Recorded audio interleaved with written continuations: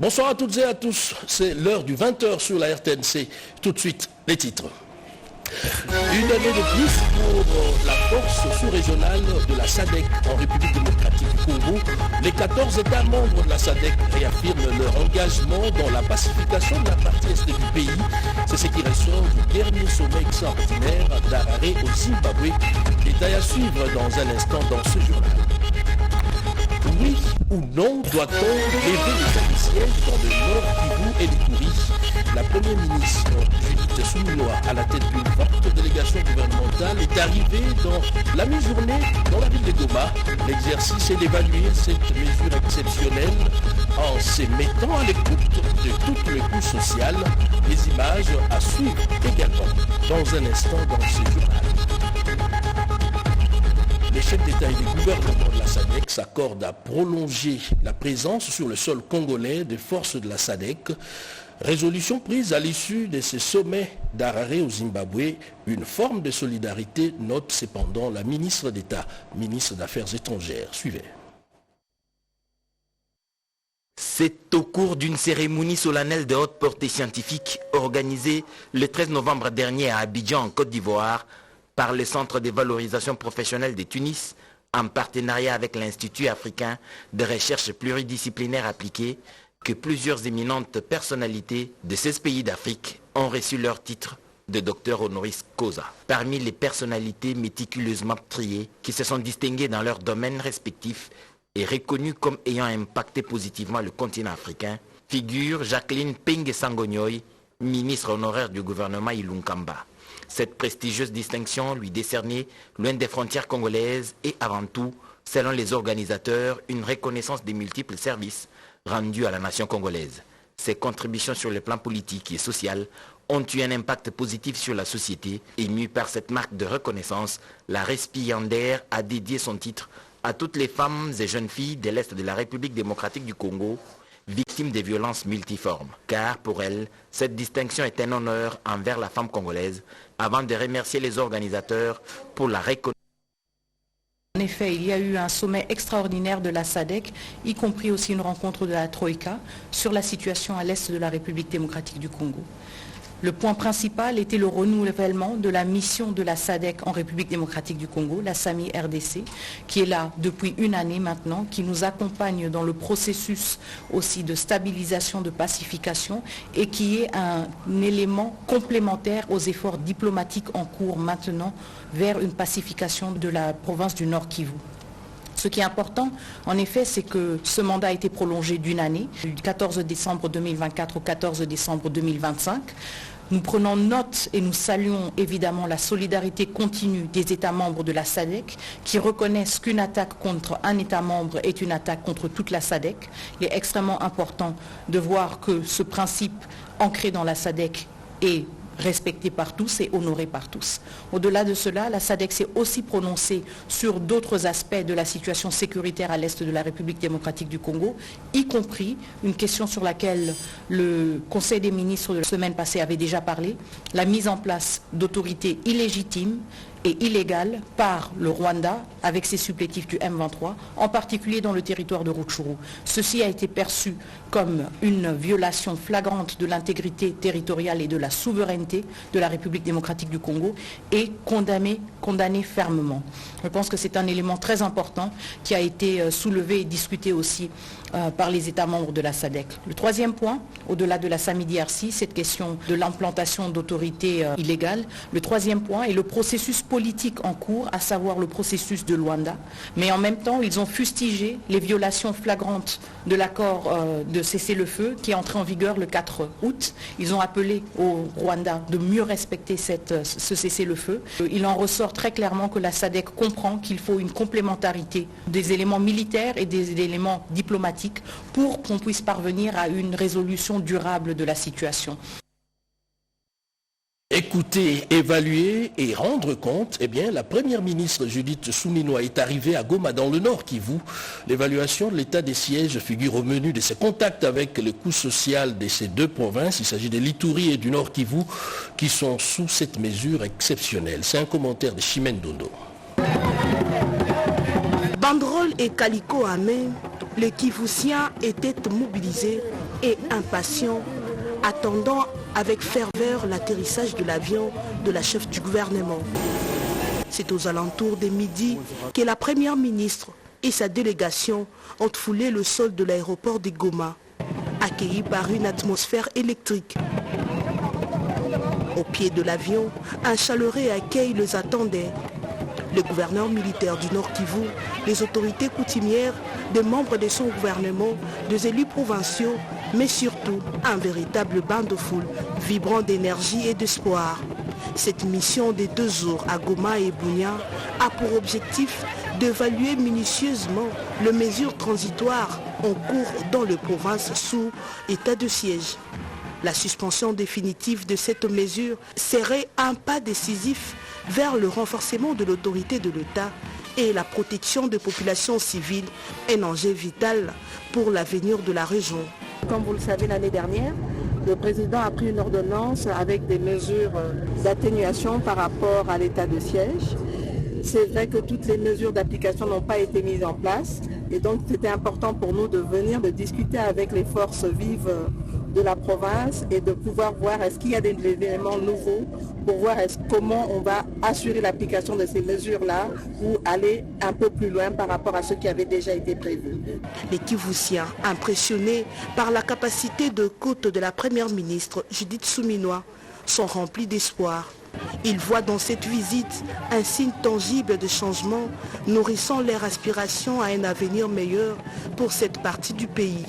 Ensemble, ils croient en la possibilité d'un nouveau et se tiennent prêts à s'engager pour construire un avenir prometteur. Kinshasa et Caire renforcent leurs liens de coopération dans le domaine économique. Les chefs de la diplomatie du pays des pharaons a échangé avec le monde des affaires de la République démocratique du Congo, Yvette Makuntima. À cette énième réunion, pour une séance de travail, le vice-premier ministre de l'économie nationale, Daniel Mukoko Samba, a tenu à rappeler à l'attention des opérateurs économiques membres de la Fédération des entreprises du Congo, les gros importateurs des 8 produits de première nécessité, la rigueur de l'application du décret de la première ministre Judith Suminwa contre la vie chère et la baisse des prix des biens avant de recevoir leurs avis. Objectif, travailler dans le sens d'éviter la spéculation et la rupture des stocks sur les marchés afin de permettre à la population congolaise de passer les fêtes de fin d'année en toute quiétude. Les inspecteurs de l'administration de l'économie et les représentants de l'inspection générale des finances y étaient associés pour les rôles de contrôle et l'accompagnement du gouvernement dans l'application de ces mesures. Avec la délégation des investisseurs égyptiens désirés ardemment à investir en RDC, le patron de l'économie nationale, Daniel Mukoko Samba, a souligné que le temps est venu pour les Africains de ne plus regarder ailleurs tout en les rassurant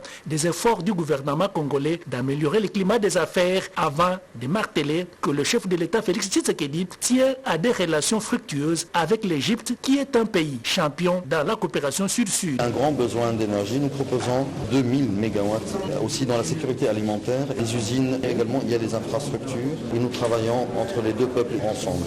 Son Excellence nous a bien rassurés sur la volonté ferme d'améliorer le climat des affaires. Ça c'est très important pour les investisseurs. Avec les Égyptiens, le transfert des technologies est garanti avec une main-d'œuvre locale de qualité. Vous avez corrigé avec moi, c'était plutôt le vice-premier ministre, ministre de l'économie avec le monde des affaires locales, mais aussi les entrepreneurs égyptiens. J'en parlais tout à l'heure, Kinshasa et Caire renforcent leurs liens de coopération dans le domaine économique. Les chefs de la diplomatie du pays des pharaons ont échangé avec les patronats congolais. Yvette Makuntima. L'Égypte entend renforcer son partenariat économique avec les pays africains en général et la République démocratique du Congo en particulier. Le ministre égyptien des Affaires étrangères, Bader Abdel Atti, qui porte ces dossiers, révèle que les Égyptiens sont inversés par les bâtiments, les infrastructures, l'énergie et autres. Les hommes d'affaires des deux pays et la Fédération des entreprises du Congo ont signé un protocole d'accord quant à ces. Ceux de la RDC ont été représentés par le numéro 1 des business partenaires africains, Lili Lumande. Le Congo, c'est d'abord un coffre-fort de matières premières. Mais nous, à l'état actuel, nous ne voulons plus vendre nos matières premières à l'état brut. Nous voulons nouer des partenariats pour créer de la valeur ajoutée à l'intérieur de notre pays. Parce que si nous devons arriver à avoir une économie résiliente, nous devons installer une chaîne de valeur à l'intérieur du pays. Ce qui nous intéresse à l'Égypte, c'est peut-être la technologie, c'est peut-être la diversification de sources de financement, mais un deal ou un partenariat gagnant-gagnant. La RDC et l'Égypte sont engagés dans un partenariat mutuellement avantageux. Après Kasumeno et Tchaloué, la Zambie et la RDC signent un autre mémorandum d'entente dans la construction des infrastructures frontalières. Cette fois, c'est le poste des Sakabimba et Kabimba. Érudis Kitutu. La signature de ce mémorandum d'entente entre la RDC et la Zambie marque la matérialisation de la vision des chefs d'État de ces deux pays. Nous voulons aller jusqu'au bout de ce projet. Et il ne s'agit pas uniquement de ce projet, mais il s'agit de toutes les infrastructures qui peuvent développer les échanges entre nos deux pays. Vous connaissez la vision de nos chefs d'État africains qui veulent une Afrique intégrée, une Afrique connectée, et il n'était pas normal que deux provinces avec les mêmes peuples, les mêmes langues puissent ne pas être reliées par des routes qui soient des routes modernes. Et nous prenons l'engagement aussi comme ministre de veiller à ce que non seulement cet accord soit implémenté, mais surtout que cette route soit construite. Occasion pour le ministre zambien des Infrastructures, Habitat et Urbanisme de vanter la fraternité des présidents zambiens et congolais. Nous devons remercier Dieu. Le président Félix Tshisekedi Tshilombo, qui est le président de la République démocratique du Congo, et le président Hakainde Hichilema, qui est président de la République de Zambie. Ces deux grands fils d'Afrique ont toujours été ensemble et nous avons témoigné cela, comme l'a dit son Excellence, Monsieur le ministre. Et le résultat de cette approche entre les deux, nous voyons que les deux pays travaillent ensemble. C'est le résultat de ce projet que nous avons l'honneur de voir aujourd'hui. Les deux délégations ont visité le site où seront lancés les travaux incessamment. Autre infrastructure, on parle cette fois des travaux de butimage et de réhabilitation de routes Mbujimayi-Katende et Katende-Kabeya-Kamwanga, projet porté par l'Office des routes. Joël Makela sur ces images de Junior Bonyoma. Fin de préalable pour démarrer la réhabilitation des routes dans le Kassai oriental. Deux protocoles d'accord viennent d'être signés entre l'Office de route et l'entreprise GMC d'une part et Safrimex d'autre part. Les travaux vont constituer essentiellement au bitumage et réhabilitation de routes. Concernant l'entreprise GMC, le coût des travaux est évalué à 31 millions de dollars américains pour une durée de 18 mois sur le tronçon Katende-Kabeya-Kamwanga, long de 15 km. Je vais demander aux familles de puissent nous faire confiance parce que nous sommes déjà une entreprise qui est déjà sur le terrain. Nous avons déjà un parcours. Tous ceux-là qui nous connaissent, ils savent déjà que GMC, c'est une entreprise Oyo Bazo Benga Panamboka. Et pour la société Safrimex, il s'agit de la route Mbujimayi-Katende sur un tronçon de 30 km. Le coût global est estimé à 84 millions de dollars américains pour une durée de 24 mois. La particularité des travaux avec cette entreprise est que les 5 premiers kilomètres seront dotés de 2 bandes de circulation. On souhaite le bienfait, la bonne exécution de ce projet, ce tronçon-là, pour les meilleurs, pour Mbujimayi, pour le Kassai central et pour le Kassai oriental. Ces projets visent à améliorer significativement l'infrastructure routière, facilitant ainsi le transport et le développement économique dans ces coins du pays. Finances publiques à présent, la Banque centrale maintient donc son taux directeur à 25% et le comité des politiques monétaires compte poursuivre avec la mise en œuvre de politiques macroéconomiques saines et coordonnées. Eugénie Dada Chabani nous en dit un peu plus. La situation économique de la République démocratique du Congo en 2024 s'est nettement améliorée. Elle est marquée par la stabilité des prix, la consolidation du cadre macroéconomique ainsi que la croissance forte. À cela s'ajoute la baisse de l'inflation à 10,5% en cumul annuel à fin octobre 2024 par rapport à la même période en 2023 qui était à 19,8%.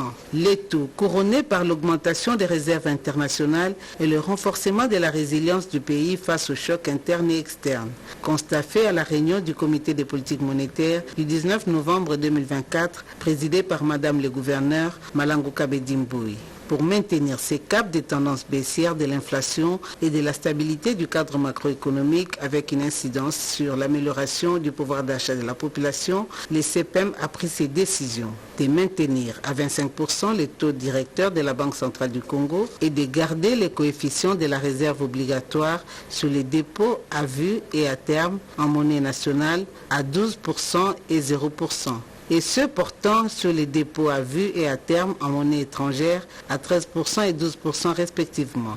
Ces décisions sont motivées par les soucis du CPEM de soutenir cette tendance baissière de l'inflation et de renforcer la stabilité du cadre macroéconomique, ce qui a poussé la Banque des banques à reconduire l'orientation restrictive de la politique monétaire en fin d'année, habituellement marquée par une forte demande intérieure.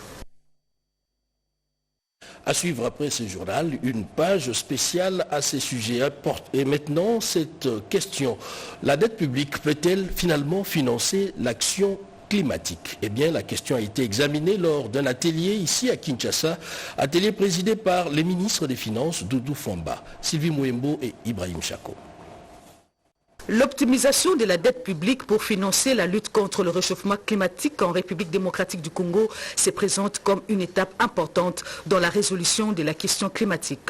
Cet atelier irrélatif a permis au ministre des Finances, Doudou Fwamba Likunde Libotaï, d'expliquer le mécanisme DEP-SWAP qui est utilisé déjà dans d'autres pays, mais en RDC, les avantages seront la réduction de la charge de la dette extérieure et la location des ressources dégagées à des programmes ayant un impact social et environnemental. Aujourd'hui, la RDC se positionne comme pays solution au changement climatique.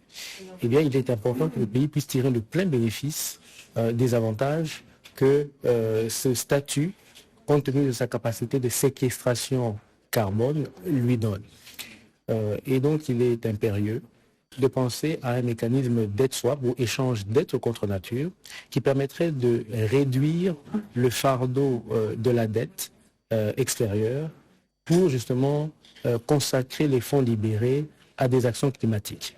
Il y a plusieurs initiatives que nous avons présentées au niveau de l'agriculture, au niveau de l'énergie, mais possiblement aussi pour financer ce projet novateur, celui de développer la chaîne de valeur des batteries électriques. L'Argentine nationale a conclu en appelant à une volonté politique forte et une collaboration active de toutes les parties prenantes, y compris le gouvernement, les institutions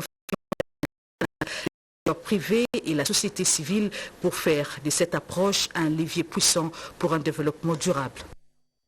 L'atelier de formation de formateurs sur la digitalisation et numérisation de données foncières a fermé ses portes. C'est la ministre d'État, ministre des Affaires foncières, Akasia Bandumbola, qui a procédé à la clôture de ces assises. Eric Kabamba pour plus de détails. Le premier atelier de formation des formateurs, des agents et cadres de l'administration foncière en outils du système d'information foncière, en méthode de collecte et traitement de données géospatiales à l'ère du numérique vient de se clôturer le jeudi 21 novembre 2024 à Kinshasa. Et c'est la ministre d'État en charge des affaires foncières, Akasia Bandumbola Mbongo, qui a clôturé ses premiers modules des formations qui entrent dans le cadre du programme d'appui à la mise en œuvre de la réforme foncière pour la sécurisation des investissements vers la gestion durable de forêts et la paix sociale en République démocratique du Congo. Ces premiers modules et formations s'est déroulé en 3 sessions. L'objectif était de former les géomètres du cadastre et les informaticiens des circonscriptions foncières de la ville de Kinshasa. Nous avons entrepris la mise en œuvre en accordant une importance particulière au renforcement des capacités de ressources humaines, sans lequel toute la projection de la stratégie nationale ne pourrait être couronnée de succès. Nous avons posé le premier jalon pour commencer le système d'information foncière. La modernisation implique donc qu'on puisse utiliser les nouvelles technologies. Rappelons que le ministre de l'Urbanisme et Habitat Crispin Badou, le ministre du portefeuille Jean-Lucien Boussa, le ministre de Pétentique Augustin Kibassa et les conseils spéciaux du chef de l'État ont assisté à cette cérémonie de clôture de ces premiers modules.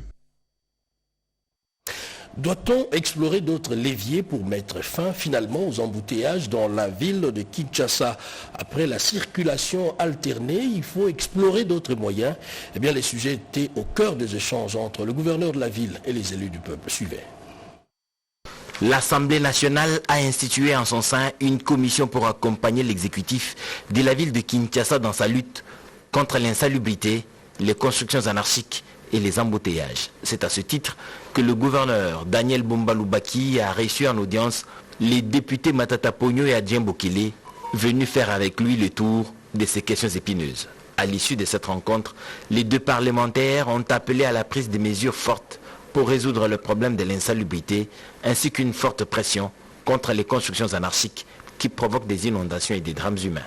L'Assemblée nationale, sous le leadership de l'honorable Vital Kamere, a donc approuvé cette proposition qui vise à analyser les conséquences ainsi que voir quelles sont les propositions de mesures à pouvoir prendre.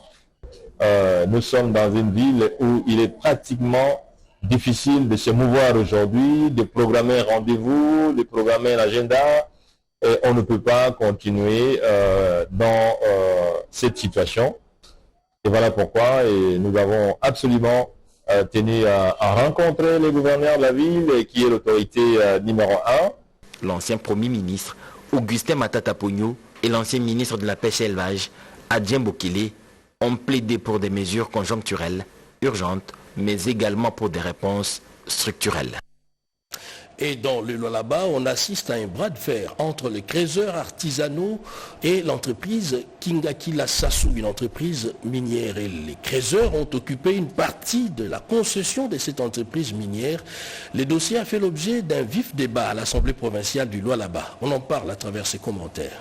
C'était un débat houleux vécu lors de la plénière du mercredi 20 novembre 2024 à l'Assemblée provinciale du Lualaba. En effet, les exploitants miniers et artisanaux œuvrant dans le site où se trouve l'entreprise minière Kingakila Sassou ont été obligés de vider le lieu. À cet effet, l'Assemblée provinciale du Lualaba, que dirige l'honorable président Jean-Marie Kasséa, a étudié de fond en comble ce dossier à travers une commission. Le rapport des travaux ont ainsi été présentés par l'honorable Chimenjinga, rapporteur de la dite commission. L'Assemblée provinciale du Lualaba de créer une commission mixte chargée de suivi du processus de délocalisation et relocalisation au gouvernement provincial, d'établir un cahier de charges pour les travaux d'aménagement du site de Kananga ainsi que des EA via des cités cibles. Soucieux du bien-être de la population, l'honorable président Jean-Marie Kasséa a saisi cette opportunité pour condamner avec la dernière énergie une pratique visant à prendre illégalement le dessus sur les exploitants miniers artisanaux lors des transactions. Même aujourd'hui, si nous, députés, nous pouvons aller là-bas, vous allez rendre compte aux usines des Chinois, il y a un intermédiaire. Les Congolais viennent avec les produits. Vous venez à la barrière, il y a un intermédiaire qui sort, qui vous dit, bon, donnez-moi le produit. Lui, il le fait entrer. Et là, on va tester les pourcentages. Vous, propriétaires congolais, vous n'êtes pas là. Tant que la marginalisation des Lualabais perdurera, l'honorable président Jean-Marie Kasséa ne dormira pas sur ses lauriers. La nouvelle s'est répandue telle une traînée de poudre. La SNEL a-t-elle été privatisée? Eh bien, la délégation syndicale a voulu en avoir le cœur net auprès du président du conseil d'administration. Images et commentaires.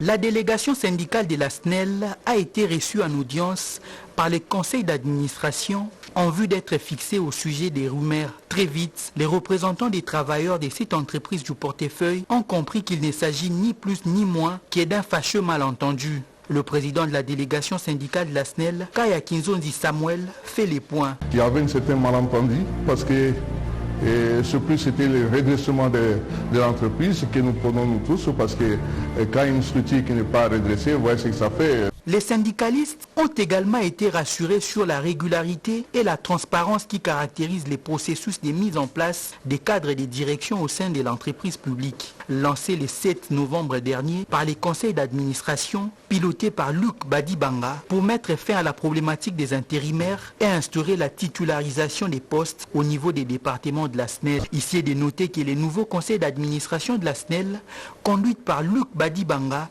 nourrit la vision d'une transformation positive de la SNEL pour une gouvernance plus performante, capable d'améliorer aussi bien la rentabilité de cette entreprise du portefeuille que la qualité de la desserte en électricité pour une participation plus conséquente dans les processus du développement de la République démocratique du Congo. Ce management novateur est salué par les bancs syndicales de cette entreprise publique qui a promis au conseil d'administration toute sa collaboration.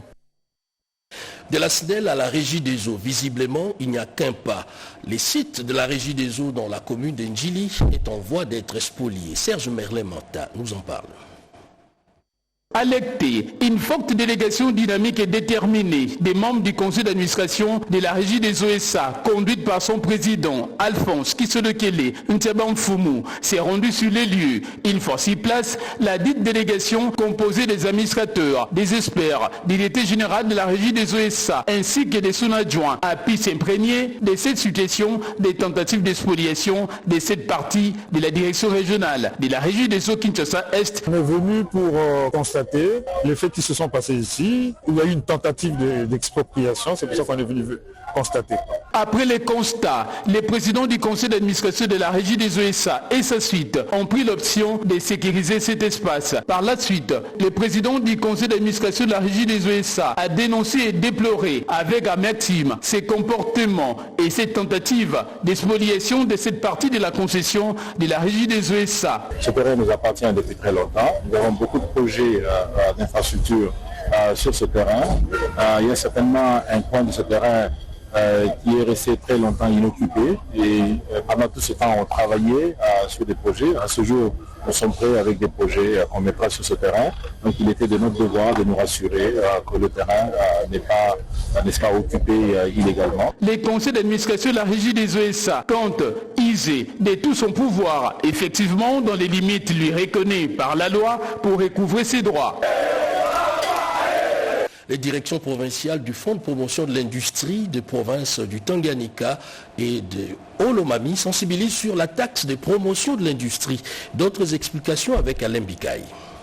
Cette initiative de la direction provinciale du Fonds de promotion de l'industrie Tanganyika répond à une demande réelle d'information et de sensibilisation des missions de la politique du financement du FPI. Dans un environnement où il a été constaté que l'importance de la taxe de promotion de l'industrie demeure encore à ce jour méconnue pour bon nombre de la population habitant ces coins du pays, ainsi que les opérateurs économiques qui sont assujettis au paiement de ces taxes, ressources principales du Fonds de promotion de l'industrie. Désiré Banza, directeur provincial de cet établissement public, s'est fait le devoir d'expliquer et de vulgariser sur les ressources et la politique de financement du FPI destinée à accompagner les promoteurs. Le plus important, c'était de faire voir aux communs de mortels les opportunités qu'offre le FPI pour l'éclosion de notre tissu industriel. Et inciter surtout au niveau de nos opérateurs économiques que la taxe qu'ils doivent payer, ce n'est pas une contrainte pour eux. D'ailleurs, ça va aider la République pour l'éclosion de notre tissu industriel. Une chose est certaine, cette journée s'est clôturée sur une note positive avec des promesses de partenariats en cours de négociation. Des réformes qui impactent positivement sur le rendement. Les personnels de l'Agence nationale de l'aménagement du territoire et du Fonds national de l'aménagement du territoire s'accordent pour remercier les chefs de l'État et les ministres de tutelle. Eric Abamba. L'Agence nationale d'aménagement du territoire et le Fonds national d'aménagement du territoire ont salué les leaderships visionnaires du chef de l'État, Félix-Antoine Tshisekedi Tshilombo, pour la mise en œuvre des engagements pris lors de la présentation du gouvernement congolais par la première ministre Judith Suminwa Tuluka. Ils ont particulièrement souligné l'effort de doter l'ANAT et les FONAT des moyens nécessaires pour leur bon fonctionnement. Ces deux structures ont par la même occasion rendu un vibrant hommage au ministre des tutelles, le ministre d'État en charge de l'aménagement du territoire, Maître Dilwa Ndomboyo, qui a initié plusieurs réformes, dont l'élaboration des textes de loi portant sur l'aménagement du territoire, la mécanisation de plus de 200 agents, ainsi que de nombreuses autres réalisations, marquant son bilan depuis son accession à la tête de ses ministères. Avec une profonde reconnaissance et une vive admiration, l'engagement exceptionnel de notre ministre de tutelle, Maître Guy Loando Mboyo, car sous son leadership dynamique et grâce à ses efforts constants au service de ce jeune ministère, au cours des 5 années, des réalisations historiques ont vu le jour. Les cadres et agents de la NATS et du FONATS ont aussi réaffirmé leur détermination à accompagner le chef de l'État dans sa vision ambitieuse d'un Congo mieux planifié et tourné vers un avenir durable sous la conduite du l'aménageur national, Maître Guy Loando Mboyo. Et avant de boucler complètement ce journal de 20 heures, c'est communiqué de la Direction générale de la Société congolaise des droits d'auteur et de droits voisins, SOCODA, qui informe les usagers des œuvres de l'esprit et autres assujettis qu'elle lance l'opération de recouvrement forcé avec l'assistance du parquet général près la cour d'appel de Kinshasa-Gombe sur fond la réquisition d'informations à partir de ce vendredi 16 novembre 2024. Elle prie les concernés de s'acquitter de leurs créances et obligations vis-à-vis de la SOCODA au risque de subir la rigueur de la loi. Un communiqué signé pour le compte de la SOCODA, Mondonga Mouyama Joe, directeur général intérimaire. Et cet avis au public, la société Matadi Corridor, terminaux à conteneurs, MCTC, en sigle, concessionnaire du terminal à conteneurs des Matadi au sein du port des Matadi Onatra, est fier d'annoncer les lancements officiels de ces activités prévues pour le 22 novembre 2024 dans l'optique de fournir un service de qualité et répondre efficacement aux besoins de notre clientèle. Nous invitons cordialement tous les importateurs, exportateurs, transitaires et armateurs à prendre contact avec notre service commercial pour les conteneurs pleins import, déchargé et conteneurs plein export admis sur le terminal avant le 22 novembre. Veuillez vous adresser au guichet de l'ONATRA pour les démarches nécessaires comme traditionnellement. Et puis pour le conteneur plein import déchargé, les conteneurs plein export et les conteneurs vides admis sur le terminal après le 22 novembre, veuillez contacter les services MCTC suivants. Guichet MCTC, avenue de la Poste, bâtiment Ami-Congo, à Matadi. Un communiqué signé par la direction générale. Et voilà, c'est la fin de ce journal de 20 heures sur la RTNC. Retrouvez la suite de l'actualité sur nos plateformes, notamment rtnc.cd. Excellent suite des programmes sur nos antennes et surtout bonsoir chez vous.